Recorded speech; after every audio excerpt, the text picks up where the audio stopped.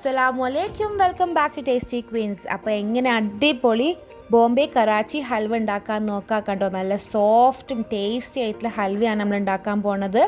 അപ്പോൾ ഇതിൻ്റെ ആവശ്യമുള്ള സാധനങ്ങൾ എന്താണെന്ന് നോക്കാം. 1/2 കപ്പ് കോൺഫ്ലവർ, 1/4 കപ്പ് പഞ്ചസാര, ആവശ്യത്തിന് നട്ട്സ്, 4 ടേബിൾ സ്പൂൺ ഗീ, ഏലക്കാപ്പൊടി, കളറ്, വെള്ളം. അപ്പോൾ കളറ് നിങ്ങൾക്ക് ആവശ്യമില്ലെങ്കിൽ ഇടേണ്ട ആവശ്യമില്ല, പക്ഷേ ആ കറാച്ചി ഹൽവയ്ക്ക് ഒരു ഓറഞ്ച് റെഡ് ഷെയ്ഡാണ് എപ്പോഴും ഉണ്ടാവുക. അപ്പോൾ ഒരു ബൗൾ എടുക്കുക, അതിലേക്ക് നമുക്ക് 1/2 കപ്പ് കോൺഫ്ലവർ ഇട്ട് കൊടുക്കാം. ഇതിലേക്ക് നമുക്ക് 1.5 കപ്പ് വെള്ളമാണ് ആവശ്യം. അപ്പോൾ 1/2 കപ്പ് കോൺഫ്ലവറിന് 1.5 കപ്പ് വെള്ളം.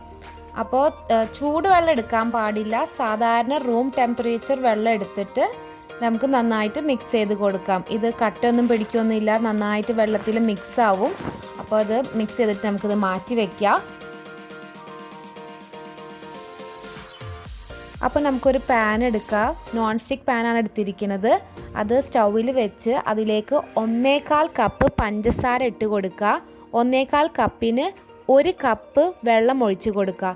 ഇനി സ്റ്റൗ ഓൺ ചെയ്തിട്ട് അത് പഞ്ചസാര ഉരുകണ വരെ മിക്സ് ചെയ്ത് കൊടുക്കാം. അത് കട്ടിയൊന്നും ആവൊന്നും വേണ്ട, നൂൽപ്പരിവൊന്നും ആവണ്ട. ഇതാണ് കറക്റ്റായിട്ട് ജസ്റ്റ് ഒന്ന് തിള വന്നാൽ മതി. പഞ്ചസാര ഒന്ന് ഉരുകിയാൽ മാത്രം മതി. അത് ഉരുകി കഴിഞ്ഞാൽ നമുക്ക് ബാക്കിയുള്ള ഇൻഗ്രീഡിയൻസ് ആഡ് ചെയ്ത് കൊടുക്കാം. അപ്പോൾ ഇപ്പോൾ പഞ്ചസാരയൊക്കെ നന്നായിട്ട് ഉരുകിയിട്ടുണ്ട്. അപ്പോൾ നമ്മൾ നേരത്തെ മിക്സ് ചെയ്ത് വെച്ച കോൺഫ്ലവറിൻ്റെ മിക്സ് ഇതിലേക്ക് ഒഴിച്ചു കൊടുക്കാം.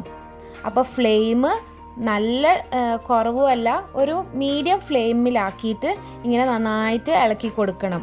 അപ്പോൾ കൈ എടുക്കാതെ ഇളക്കേണ്ടതായിരിക്കും നല്ലത്, കാരണം ചൂട് വന്നു കഴിഞ്ഞാൽ കോൺഫ്ലവർ പെട്ടെന്ന് കട്ട പിടിച്ച് പോവും. അപ്പോൾ നമ്മളിങ്ങനെ മിക്സ് ചെയ്ത് കൊടുക്കണം. ഇനി ഇതിലേക്ക് നമുക്ക് കുറച്ച് ഏലക്കായപ്പൊടി ഇടാം.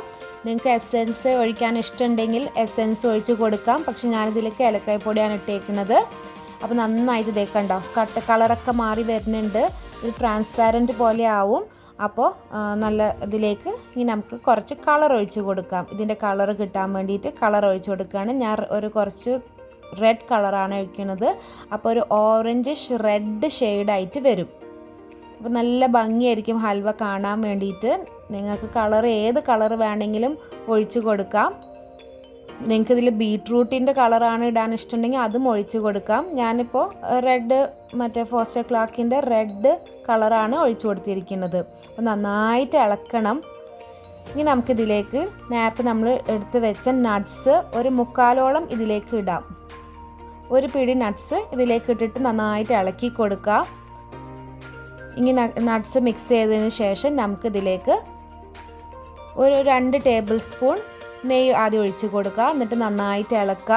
എന്നിട്ട് അത് മിക്സ് ചെയ്ത് കഴിഞ്ഞിട്ട് ബാക്കിയുള്ള നെയ്യും ഒഴിച്ച് കൊടുക്കാം. 3 to 4 ടേബിൾ സ്പൂൺ നെയ്യാണ് ഇതിലേക്ക് ഞാൻ ആഡ് ചെയ്തിരിക്കുന്നത്. നെയ്യ് ഒഴിച്ച് നന്നായിട്ട് ഇങ്ങനെ ഇളക്കാം. സൈഡിലൊക്കെ ഇങ്ങനെ കുക്കാവണേക്കാൾ മുന്നേ സൈഡിലൊക്കെ ഇങ്ങനെ പറ്റി പിടിക്കും. നന്നായിട്ട് കുക്കായതിനു ശേഷം അത് ഇങ്ങനെ വിട്ട് വരാൻ തുടങ്ങും. അപ്പോൾ ബാക്കിയുള്ള നെയ്യും കൂടി ഞാനിതിൽ ഒഴിച്ച് കൊടുക്കുകയാണ്. അപ്പോൾ നമ്മളിങ്ങനെ ഇളക്കിക്കൊണ്ടിരിക്കണം. ഒരു 10 മിനിറ്റ് മതി ഈ ഹൽവ ആവാൻ വേണ്ടിയിട്ട്.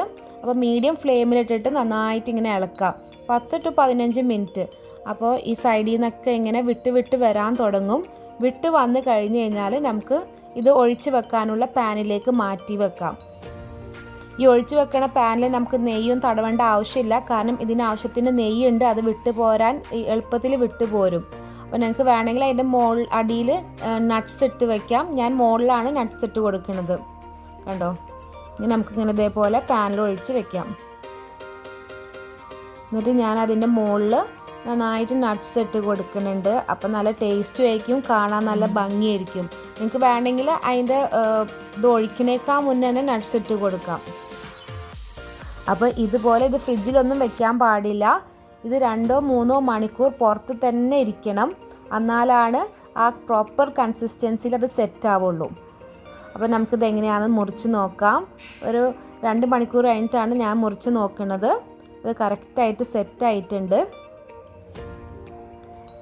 നല്ല സോഫ്റ്റും ടേസ്റ്റി ആയിട്ടുള്ള ഹൽവയാണ്. കണ്ടോ, നല്ല സോഫ്റ്റാണ്, നല്ല ടേസ്റ്റാണ്.